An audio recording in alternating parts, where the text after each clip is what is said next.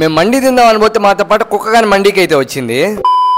అసలు మ్యాటర్ ఏంటంటే ఆకలేస్తుందని చెప్పి మండి తిందామని చెప్పి మండికి అయితే వచ్చాము. మెట్లకి పైకి వెళ్తామంటే ఈ కుక్క మా వెనకాలే వస్తుంది. అది ఆడదాకా ఆగిపోతే నేను వచ్చి దాదా అని చెప్పి పైకి అయితే తీసుకుపోయేదాన్ని. అక్కడ వెయిటర్ ఆ కుక్కని చూసి నాదనుకోని సార్ ఆ కుక్క బయటకు వెళ్ళేదాకా మీరు నాటలోడు అన్నాడు.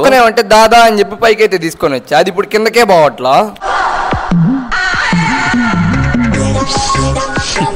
ఇంకా అలా ఇలా చేసి కుక్కను అయితే కిందకైతే పంపించేసాము. ఇంకా పైకి వచ్చి 3 మండీలు అయితే ఆర్డర్ ఇచ్చాము. ఇంకా నా గురించి తెలిసిందే కదా, మండీ అయితే ఫుల్ ప్లేట్ అయితే ఆర్డర్ ఇస్తాను, కానీ నేను దాంట్లో తినేది మాత్రం హాఫ్ ప్లేట్ మాత్రమే. అట్లుంటది మనతోని.